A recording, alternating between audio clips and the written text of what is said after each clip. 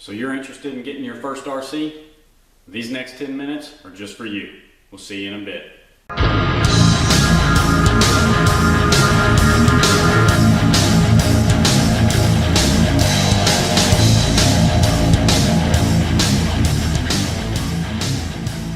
Hey guys, Chris here with K9 RC Oklahoma.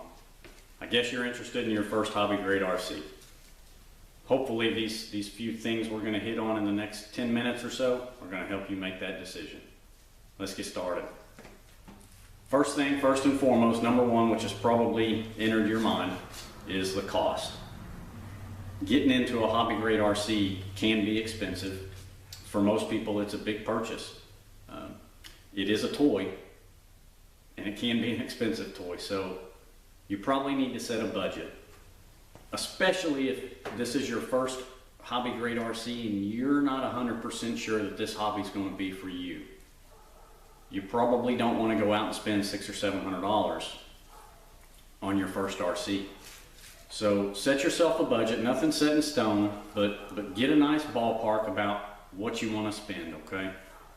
Kind of count into that budget some accessories that may not be included in your kit. We're going to talk about that in just a minute, but some of these kits out there, or even the ready to runs, you may need a couple things in addition to, either to complete it or to make your experience of your first RC a little bit better. So on to the car. One question you've been asking yourself is probably, do I want a gas or do I want an electric? And if you talk to all electric folks, of course they're going to tell you all electric, and they're going to tell you why. If you talk to nitro people, they're going to tell you why you should buy a nitro. So I'll try to give you a few things from both perspectives.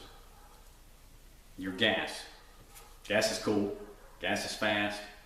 You've got the engine sound. I mean, they're noticeable. People hear them. It draws people to them. So gas is cool. Just understand with your gas cars, there's a lot more moving parts. Typically, your first-time RC buyers are going to get frustrated with the gas unless they're just that type of person that's can just pick that stuff up, you know, at the drop of a hat. You do have to break them in. There usually is some tuning involved with weather changes or altitude or anything like that. There's going to be some revolving costs. When I say revolving, I mean your fuel. Depending on how much you run, you're going to have to keep buying fuel. Fuel can range in cost. You can get the small containers up to a gallon. So you're probably in the ballpark of 20 to 30 bucks a gallon, maybe a little less. So you're going to have a battery pack. Believe it or not, you can have a battery pack for your nitro cars. You still have to power all those electronics. So whether you're buying a little pack of AA's and putting them in one of the 4-count battery adapters, or you're buying a NiCad nickel metal or small LiPo battery, you're still going to need a charger to charge that battery unless you're using throwaways. So there's going to be consumables like your glow plugs. They're going to go out, which is basically a spark plug. So you need to think about some of those things with your gas cars. There's going to be some additional cost. Your electric cars also have some cost to them. They're much easier, much more enjoyable in my opinion for a first-time RCer because they're plug and play. You charge your battery, you plug it in, and you're off and running.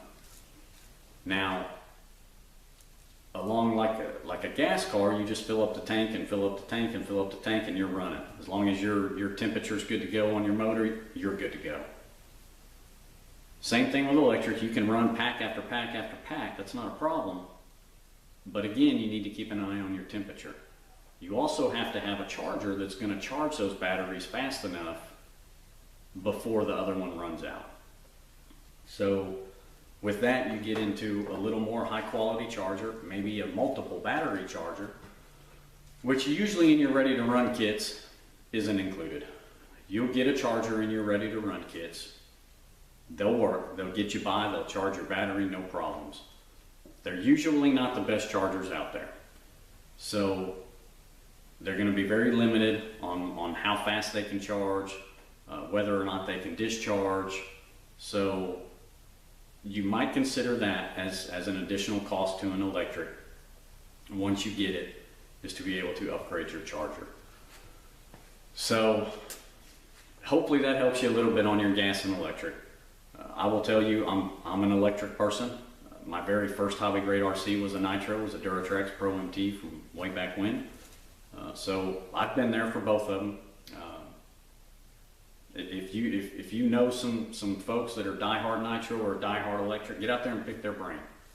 See what they have to say. You know,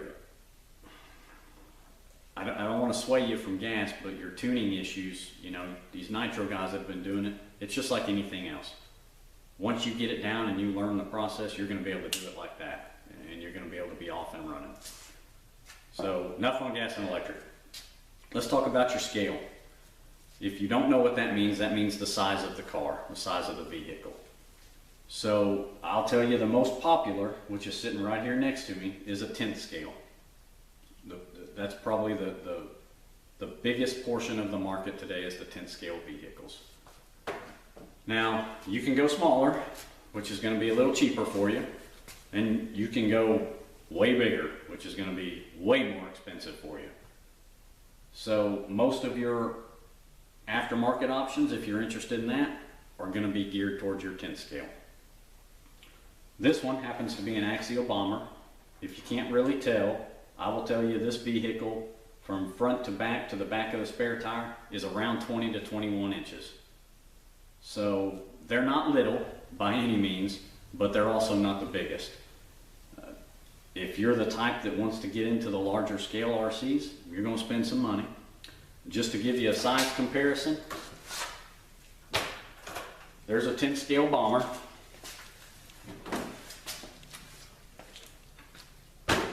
There's a Traxxas X-Max. Now, the X-Max, arguably, is 5th scale, 6th scale, 7th, 8th, nobody can make up their mind on this thing.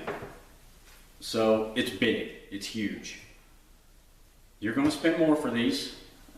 They're a blast to drive, don't get me wrong.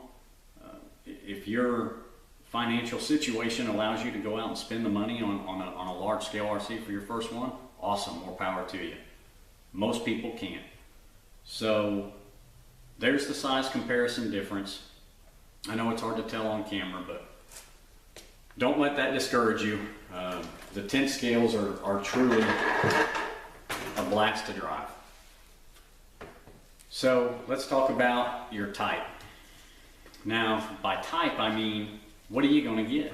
You're going to get an on-road car, you're going to get a short course truck, you're going to get a buggy, you're going to get a rock crawler, you're going to get a monster truck, boat, drone, plane, helicopter, whatever you're going to get. The only thing I'll tell you on this is get something that you're going to enjoy the most. If you're the type of guy that wants to run 40, 50 miles an hour down the road, you don't necessarily have to have an on-road car to do that. If that's all you like to do, then an on-road car is for you. If you're the type of person that wants to do that on the road and then veer off and hit the trail at a little slower speed, then you're going to need something that'll do both. So when you're deciding on what to get, ask yourself if this vehicle is going to do everything that I want it to do. Now, remember, when you're getting into the monster trucks or rock racers or something to that effect, the more you run them on the road, the quicker those tires are going to wear down. So take that into consideration, okay? So get something that's going to do everything you want it to do. Which brings me to your environment, where you're at. Now, if you're, let's say for example, you're miles out of the city, miles from a paved road, an on-road car may not be the best option. And I say that because, well, you're going to have to travel every time you want to fire it up and go play with it.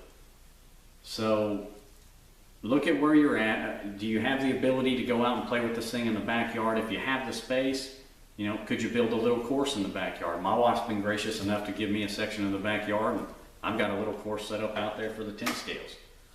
I'll tell you, it's not much fun for the X-Max. It's just too big. go somewhere to go enjoy this unless I just want to rip it up and down the street. So look at what's going to be your capabilities where you're at, because I promise you, if you have to travel every time that you want to fire that thing up and play with it, you're probably going to get frustrated. So make sure you can go play with this thing at the drop of a hat. If you just get the bug and you want to go out back and play with it. Now, I'm not saying you can't play with this out back. You can. I absolutely can. But all I'm going to be doing is going back and forth in the yard. So enough about that. Big factor on your cars is your parts support. You need to do some research on how easily you're going to be able to accumulate parts for your car.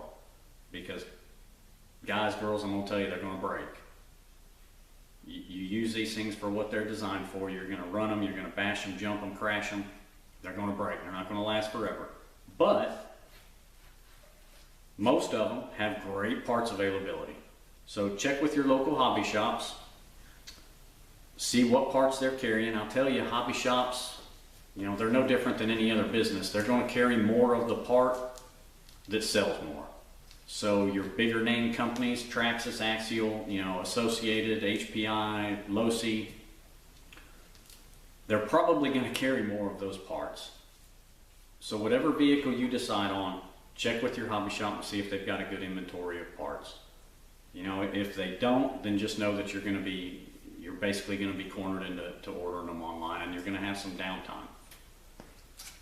Which, with that being said, you need to look at how far it is to your hobby shop. You know, you may not even want to go. It may just be quicker for you to order them online because you don't have a local hobby shop where it's just so far away. I'll tell you, our local hobby shop here is about an hour away. They usually have every part that I need if I just go down real quick and I need a factory replacement part. So look at that. If you're into the type of person that wants to, or if you are the type of person that wants to modify it, which is awesome, good on you. You want to look at aftermarket parts support. How many companies are out there making parts for these vehicles? Because one of the things that makes this hobby great, I've said it before and I'll say it again, is that people put so much of their personality into these vehicles, and they really make it their own. You can get on a forum and look up a SCX10 picture thread, and you will see so many variations of that truck. It's unbelievable. So if you're that type of person that wants to do that, and I hope that you are, because that's what makes this hobby great, is people personalizing these things, putting their own little spin on it. Look at your aftermarket parts support. Look at some of the companies that are making parts for these. Look at the price point of those parts. Some of them are complete factory replacement parts. They're just aluminum or something to that effect, steel, whichever. And some of them are complete one-off parts that somebody has manufactured for these trucks. And, you know, nobody else has it. They've come up with a part and you won't see it very often, and you throw it on your truck. So look at your aftermarket parts support. Once you've done all that, before you make that purchase, I would get online. I would start digging into some of these forums, some of these online groups, whether it be Facebook, get on YouTube, look at the reviews on the vehicle that you're pretty much decided on that you want to get. There's a ton of great videos out there for unboxings and first runs, or they've hopped up the battery or changed the motor or done whatever they're going to do. Get out there and look at these reviews. Get out there and get on some of these forums. If you have questions, ask. 99.9% of the people on those forums have asked the very same question that you're about to ask them. So don't be afraid to ask any question. Believe me, it's been asked before. Most of these forums have a section for newcomers to the hobby, and I can tell you, the main forum that I belong to is phenomenal. All the members are there trying to help the people and get their problems figured out, get their questions answered. And you can also learn a ton because, guys, even the most experienced person out there has questions. So you may not be at that level and not know what they're talking about, but it's a good place to learn. So get on those forums and dig around. The last thing I want to tell you, and if you take anything away from this video, I want you to take this. Make sure you get out there and enjoy this vehicle. You're spending a lot of hard-earned money for it. You need to get out and enjoy it. I promise you, you don't need to get this vehicle out of the box and throw another $200 at it and upgrade or hop up parts just to enjoy it. These vehicles nowadays are built tough. They're designed to take a beating, and they will take a beating. They're eventually going to break, but they'll take a beating. So get out there and have fun with it. Enjoy it. Man, just have a good time with it. I can't stress that enough. It's such a great hobby. Get your family involved. Get with groups of people and enjoy the truck. That's the most important thing. So with that being said, I hope this video helped you a little bit on some of the things you need to consider when you're talking about your first hobby grade RC.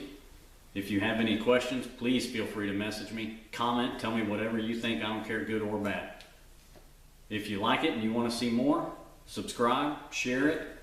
If you know somebody who's in the same boat that you are, show them the video, let them see it. Hopefully it answers their questions. You can check us out on Facebook at K9 RC Oklahoma. There's also a K9 RC Oklahoma group on Facebook. It's a closed group. So if you want to be a part of that and join up and get into the posts and see what other members are posting, check out their rigs, ask questions, you know, a little bit smaller of a community. Click join, it'll come to me, we'll get you in there. Be on the lookout for some more videos coming out. We'll get into some tech tips, review, and run videos. I hope to see you out on the trail or the track. We'll see you next time.